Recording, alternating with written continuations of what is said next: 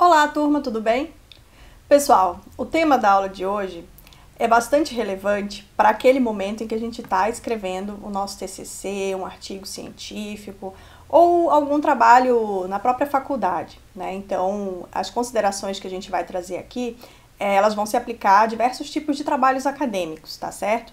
E eu recomendo fortemente que vocês prestem bastante atenção e tentem, na medida do possível, implementar isso nos trabalhos acadêmicos que vocês forem fazer dentro da universidade, tá? Nos trabalhos mesmo, do dia a dia, das matérias, né?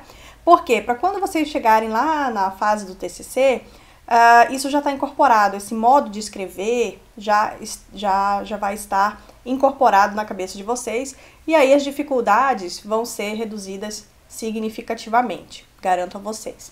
Bom, complementando tudo que a gente viu até agora, né, faltou apenas trabalhar esses 3 pontos aqui de como construir um resumo, uma introdução e considerações finais dos trabalhos acadêmicos, tá? Muita gente gosta de trabalhar esse tema de maneira separada, né? Uma aula para cada coisa. Mas por que eu gosto de tratar os 3 tudo junto? Porque a estrutura, ela basicamente vai ser a mesma, tá? Que você vai usar especialmente no resumo e na introdução, tá? As considerações finais modificam um pouco, mas a lógica é bem parecida. Então eu gosto de trabalhar esses 3 elementos juntos, porque daí a gente já vai meio que tratando ali no mesmo âmbito de raciocínio, tá certo?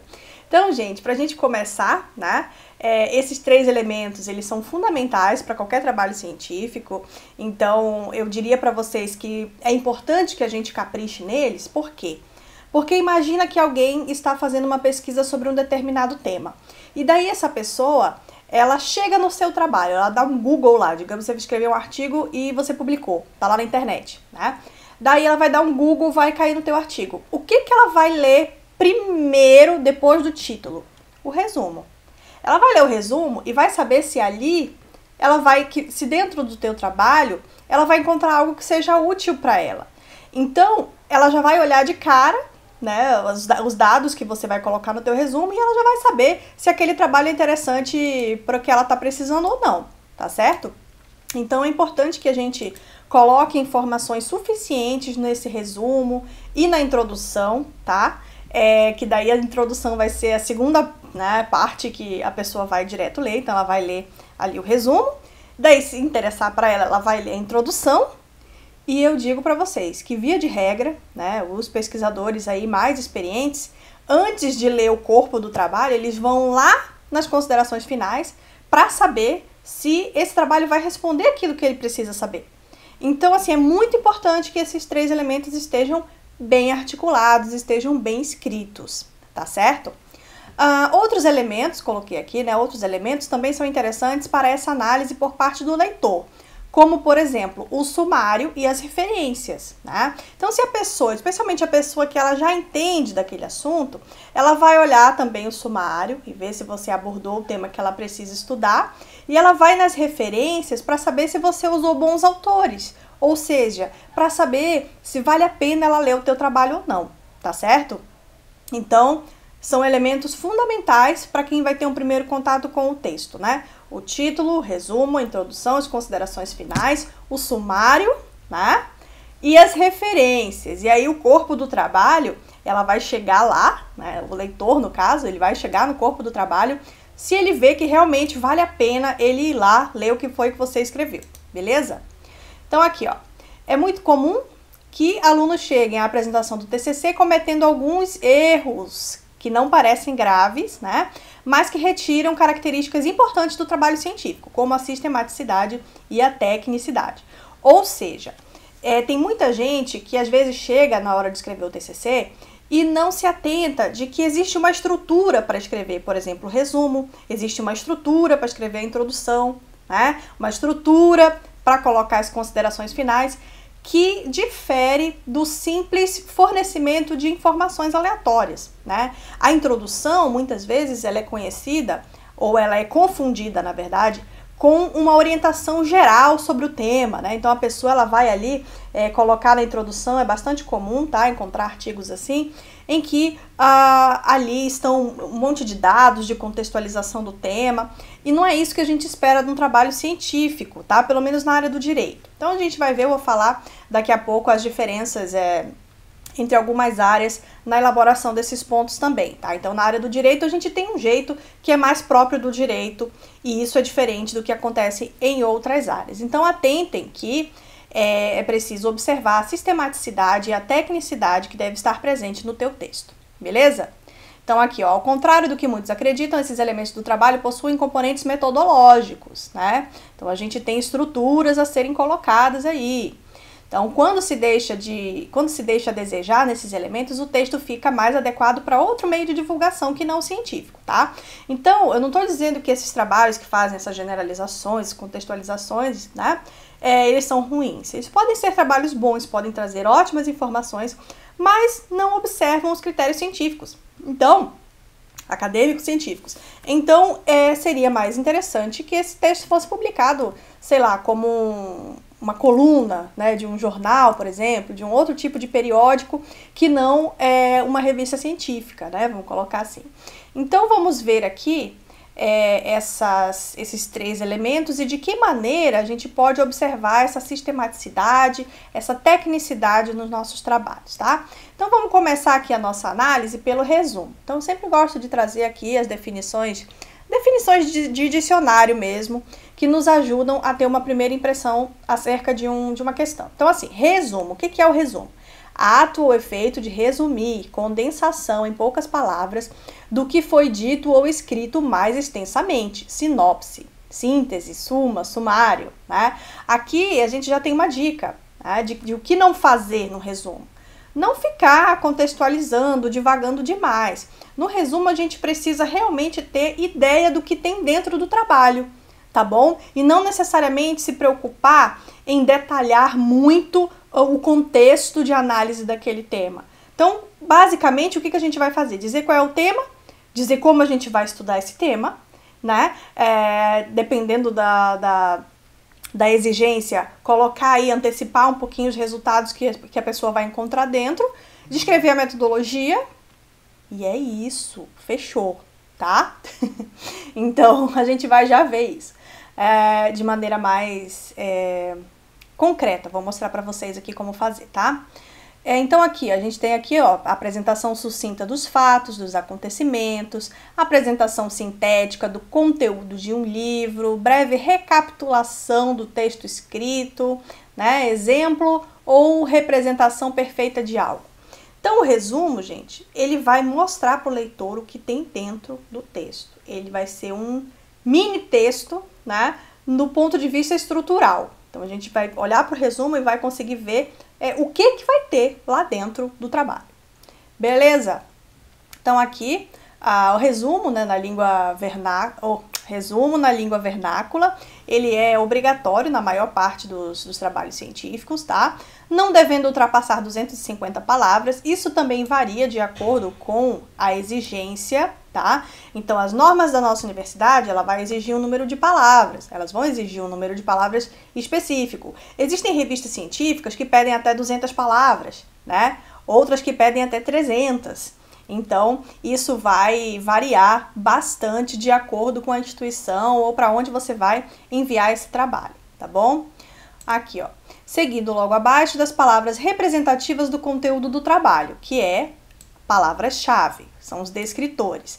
Então, depois do resumo, você vai colocar palavras-chave. O que são as palavras-chave?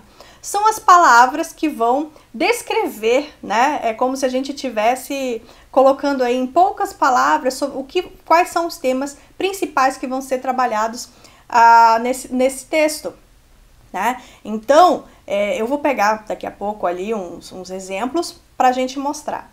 Agora, pensando lá no nosso clássico exemplo, né? Que eu sempre comento nas aulas, por exemplo, né? A tutela jurídica das uniões homoafetivas.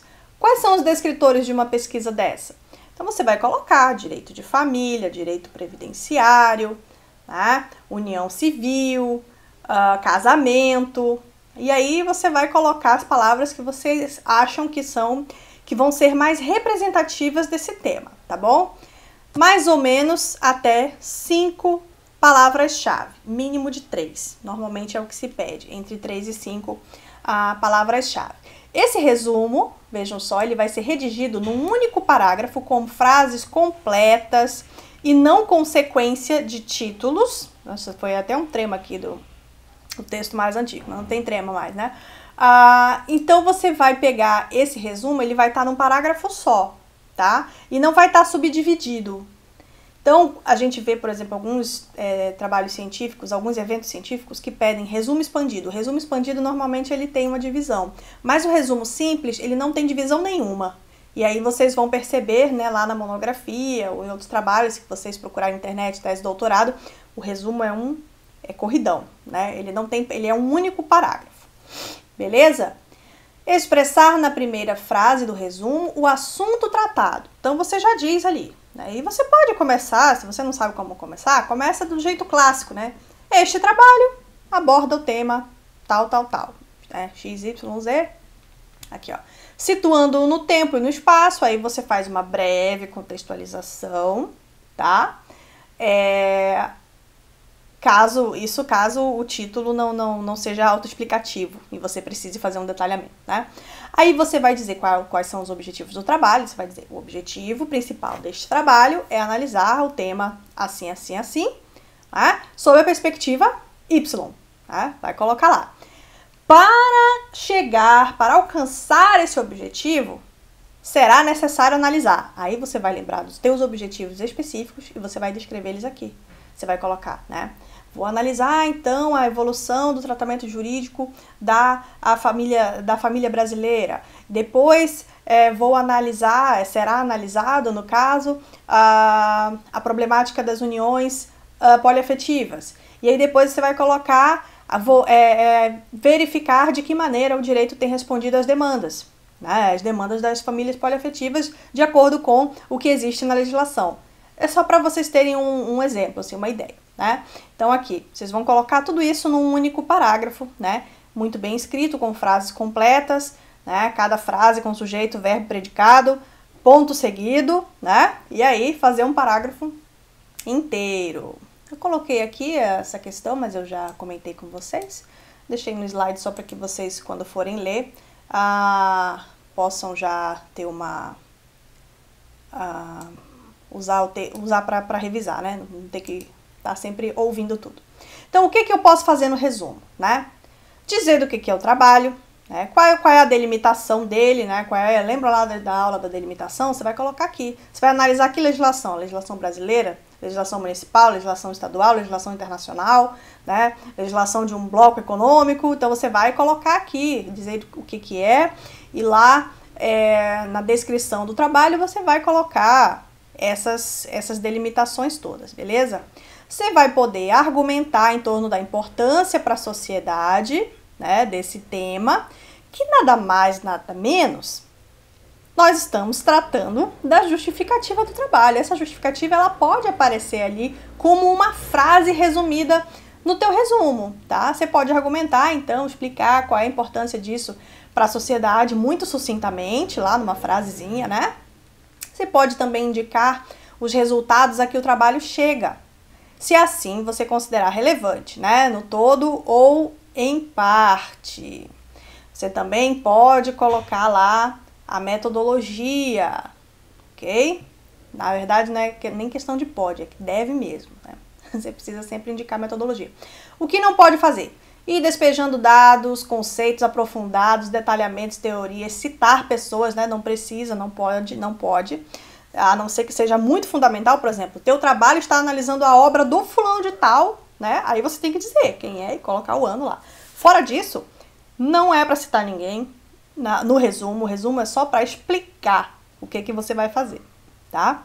Não precisa tentar fazer um apanhado geral sobre tudo que existe sobre o tema, também não tem espaço para isso, são no máximo 250, 300 palavras. Não precisa explicar detalhadamente os objetivos, justificativa e a metodologia empregada, você só vai citar. Veja aqui, ó, não explicar, mas citar você vai, tá bom? Então você vai dizer, esse trabalho vai ser feito pelo método dedutivo. Tá? Aí, no máximo, se você quiser colocar, né, com pesquisa bibliográfica e documental, só. Todo o detalhamento você vai fazer lá dentro da introdução, beleza? Também você não vai usar aquela linguagem sensacionalista, tá? Que é aquela coisa, né, alarmista, né? Na questão ambiental, a gente tem que se cuidar muito para não cuidar disso, né? Para não escrever certas coisas, como, por exemplo, tendo em vista que a humanidade está correndo um grande perigo de extinção e etc. Então, essas coisas a gente tem que evitar, essa linguagem sensacionalista. E também não pode incluir citações diretas e indiretas, ok? Que mais? Aqui. Resumo. Esse aqui é um exemplo de resumo. Eu peguei um resumo meu mesmo, tá? Lá da minha dissertação de mestrado. Dei uma modificada nele, porque ele tinha erros, tá? E isso é bem normal. Eu costumo dizer, até os professores passam por isso. Então, 2 anos depois que você termina a tua dissertação de mestrado, tua tese de doutorado, tu vai olhar o que tu escreveu e falar, meu Deus, como eu pude, né? Sempre tem alguns erros aí. Mas eu coloquei aqui o resumo, então, da minha dissertação para vocês olharem. Então, vamos só dar uma olhadinha rápida para vocês verem como que essas informações elas vão se incorporando aqui. Vejam só. O presente trabalho busca analisar a construção e consolidação do princípio do protetor-recebedor no ordenamento jurídico brasileiro a partir da perspectiva de atores sociais que contribuem para a manutenção das condições necessárias ao regular fluxo dos ecossistemas. As políticas de pagamento de serviços ambientais são baseadas no princípio do protetor-recebedor, que estão sob a égide do direito ambiental, desenvolvimento sustentável, etc. Daí eu explico aqui, isso aqui é uma contextualização sobre o que eu estou pretendendo falar, né? O que eu estou dizendo? Que existe esse tipo de política. Aí aqui eu vou dizer, no entanto, elas causam certas polêmicas, né, de acordo com relação a alguns impactos sociais que se observam, né, e, portanto, tendo em vista a existência desse recurso aqui, né, jurídico-político e os problemas que são observados, tendo em vista isso, eu proponho que este trabalho analise os reflexos desse tema no campo das políticas públicas do direito, para a efetivação de políticas públicas desse princípio, que é o princípio que vai basear o instrumento que eu analisei, que é o princípio do protetor-recebedor, um princípio jurídico novo aí. E aí eu coloco aqui, tá? Deste modo, tem-se como objetivos específicos, aqui na bucha, né? Analisar o princípio do protetor-recebedor e tal, estudar. Então, coloquei aqui resumidamente o que foi que eu fiz, né? E aí, os capítulos da dissertação, eles obedecem, né, rigorosamente a essa ordem de objetivos colocada. Falo um pouquinho aqui, dou uma prévia do que aconteceu, né? Coloco aqui e aí indico o método. Não explico, né? É utilizado dedutivo com instrumento de pesquisa de campo com realização de entrevistas. E aqui as palavras-chave. Quais foram as palavras-chave? Direito socioambiental, protetor-recebedor, águas, florestas e serviços ambientais. Foram os elementos principais, as categorias principais que eu analisei, beleza? Daí lá na introdução, gente, vocês vão fazer basicamente uma forma do resumo, porém mais estendida, um pouco melhor explicada do que vocês fizeram no resumo, porque o resumo é realmente muito sucinto, tá? Então, o que é a introdução aqui, ó? Ato ou efeito de introduzir-se, texto que antecede uma obra escrita e que tem por finalidade apresentá-la ao leitor. Então, o resumo, na verdade, ele também vai apresentar o trabalho para o leitor, só que de uma maneira muito, muito, muito sucinta. E aqui na introdução, a gente vai fazer um detalhamento um pouquinho maior, tá? Daqueles elementos que a gente viu no resumo. Então, coloquei aqui, né, a citação do Michel Miaille, que é um autor que eu gosto muito para trabalhar a questão da pesquisa no direito, também da introdução ao estudo do direito, né? Inclusive, essa é uma citação do livro dele de Introdução ao Direito.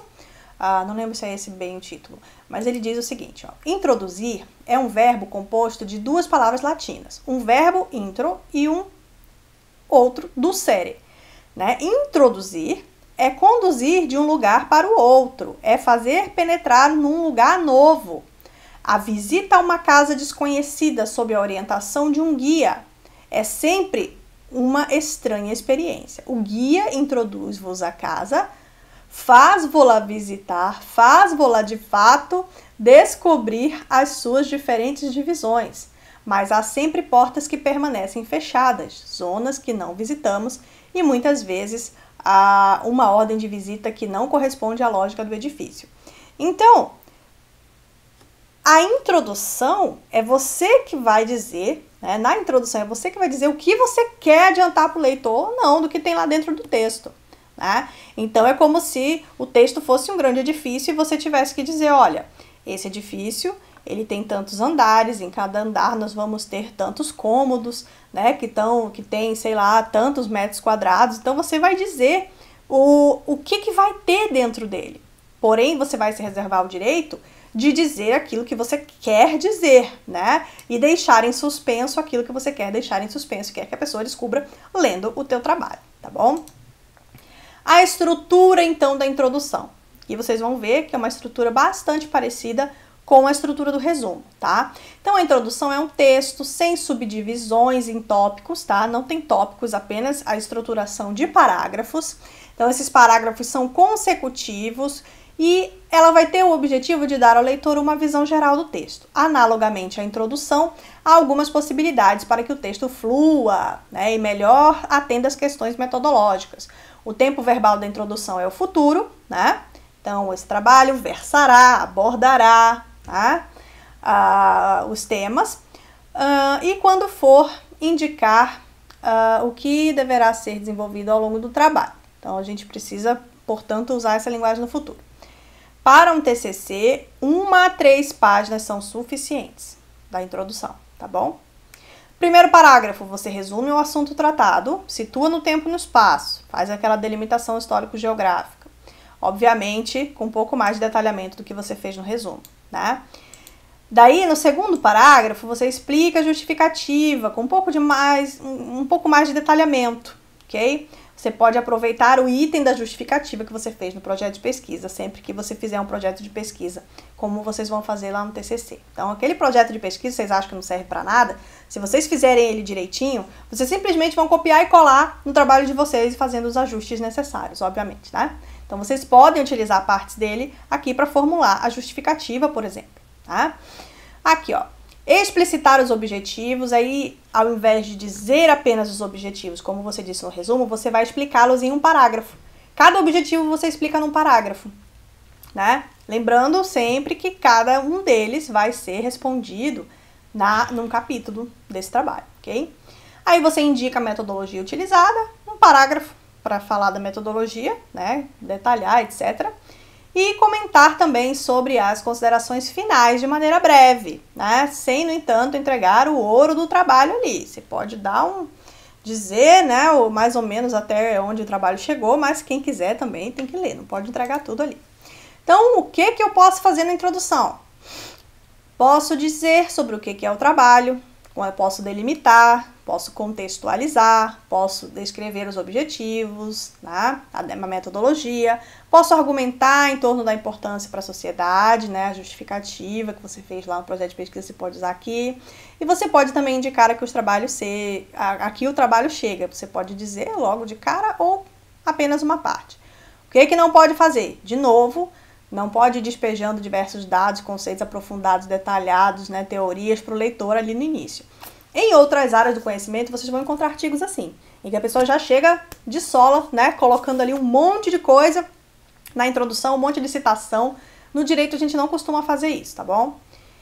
Não precisa explicar, né, ou na verdade, o que não pode fazer? Não explicar os objetivos, justificativa e a metodologia empregada. Então, na verdade, a introdução ela serve para você explicar os objetivos, para você explicar a metodologia, para você explicar a justificativa, que lá no resumo você só citou em uma frase. Aqui você vai explicar em um parágrafo, beleza? Por isso que eu gosto de trabalhar isso aqui tudo junto.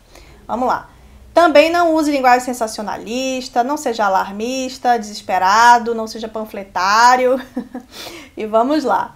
E também não inclua, tá, citações diretas e indiretas, ok? Nota da prof. Essa é a prática na área jurídica. Já comentei também com vocês. tá? Então, isso aqui eu já falei, na verdade, depois vocês leiam para não esquecer. Exemplo para visualização de como fica na prática. Tá, eu vou deixar para vocês a minha dissertação de mestrado, o link onde vocês encontram ela para baixar, e aí vocês dão uma olhada lá, né? De como a gente fica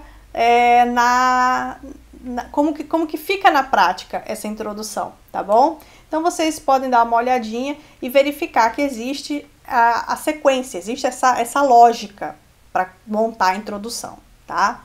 Então lembram que lá, quando vocês estudaram redação para o Enem, né? Tem um jeito de fazer a redação, você não faz a redação de qualquer jeito. O trabalho acadêmico é a mesma coisa, tá? Então a gente precisa observar aí essa ordem. E aí, finalmente, nós entramos nas considerações finais, certo? O que alguns também chamam de conclusão. Então, o que seria essa conclusão? Ato ou efeito de concluir, parte final de um texto, ensinamento que se tira de algo, né? Então, tudo isso são questões que podem nortear as nossas considerações finais aí, tá? E a gente gosta de chamar de considerações finais, a maioria dos autores no direito usa isso, até mesmo porque conclusão dá a ideia, sim, de ser algo muito definitivo. E na ciência a gente já viu que não tem nada completamente definitivo, né? O que a gente tem são conclusões parciais para esse momento. Então, considerações finais soa bem melhor, tá bom? Aqui, gente, coloquei aqui como dicas aqui para vocês. Olha, esse é o momento em que você vai exercitar o seu poder de síntese, de articulação, tá? Então, as considerações finais, elas vão ser breves, objetivas, diretas, né? Precisam articular os itens trazidos no trabalho. Então, a gente recomenda também que vocês evitem focar apenas nas conclusões que você pensou, né? Assim, do trabalho como um todo. Mas eu sempre aconselho os meus orientandos de TCC a fazerem uma pequena conclusão para cada item do trabalho. Então, você faz uma consideração geral sobre o tema que você trabalhou. Aí, em seguida, você começa a fazer em um parágrafo, digamos assim, a mini conclusão do primeiro capítulo, aí outro parágrafo, uma mini conclusão do segundo capítulo, e o terceiro parágrafo ali, uma mini conclusão do capítulo, ok? Então, você vai fazendo essas mini conclusões, separando elas em parágrafos, certo? E aí, no final, você explica, então, o que de importante o teu trabalho traz, né, de contribuição, quais foram as principais questões que você conseguiu levantar, tá certo? Com a realização dessa pesquisa. Então, ó, estrutura, ó. As considerações finais são colocadas num texto corrido, ele não tem subdivisões em tópicos, mas ele é escrito em parágrafos consecutivos, então são parágrafos diferentes, com o objetivo de dar ao leitor uma visão geral do que foi feito no texto, tá? Os verbos devem ser redigidos no passado, né? Enquanto lá na introdução você coloca, será apresentado e tal, aqui você vai dizer, apresentou-se, né, no primeiro item, o tema tal, tal e tal, chegando-se à conclusão de que tal, tal, tal. Daí você vai argumentar conforme o seu trabalho, né? Algumas sugestões para que o texto flua melhor e atenda, então, às questões metodológicas, ok? No primeiro parágrafo pode-se resumir, então, aqui o que o assunto foi tratado, já até comentei com vocês, situa no tempo e no espaço, direcionando, relacionando sempre com o objetivo geral do trabalho, né? Então, foi importante eu analisar esse capítulo 1 para chegar naquilo que eu pretendia lá no meu objetivo geral, né? Ou lá no meu primeiro objetivo específico. E aí você vai fazendo essa relação. Quando você consegue fazer isso, o trabalho fica bem satisfatório, né? Bem avaliado, os professores da banca gostam. Quando você retoma sempre, né, o motivo daquele teu trabalho e não se perde aí em temas que não tem uma relação direta com aquilo que você estava buscando. Então, por isso que pensar em estruturas para esses 3 itens é muito importante para você não fugir do tema, para você não se perder em questões que não vão te ajudar a chegar a lugar nenhum, tá certo? Então, resumam aí os temas trabalhados nos itens, correspondentes aos objetivos também, um para cada capítulo. comentem, né? Comentarem em parágrafos as principais considerações observadas no que se refere ao atendimento do objetivo da pesquisa, tá? Então, sempre lembrem, na hora de tecer essas considerações finais, qual era o objetivo. E aí você diz, né? Conforme proposto nos objetivos, chegamos à conclusão de que... Aí você explica, tá certo? Então, vou deixar para vocês, gente, a dissertação lá, para vocês darem uma olhadinha. Eu não vou deixar a tese, porque eu acho que a dissertação é menos complicada, ela é um pouco mais tranquila, assim, para a gente olhar e conseguir ver esses elementos aí, beleza? Então, gente, aqui, como considerações finais da aula, o que eu diria para vocês, né? Que se você observar com calma, vai ver que aquilo que nós estudamos anteriormente, nas aulas anteriores também, nos ajuda a redigir os itens dessa aula de hoje, né? O resumo, a introdução, a conclusão. Então, aqueles elementos do projeto de pesquisa, eles vão ajudar muito aqui. Então, quando vocês forem fazer a pesquisa, lembrem-se de que está tudo interligado e uma coisa você acaba utilizando para montar a outra, tá certo? Então, no mais, a gente fica por aqui. Eu vou deixar para vocês as outras instruções da aula, tá bom? Lá no Classroom, mas eu espero que tenha sido de alguma elucidação para vocês essa aula de hoje, tá certo? Um grande abraço e vamos que vamos!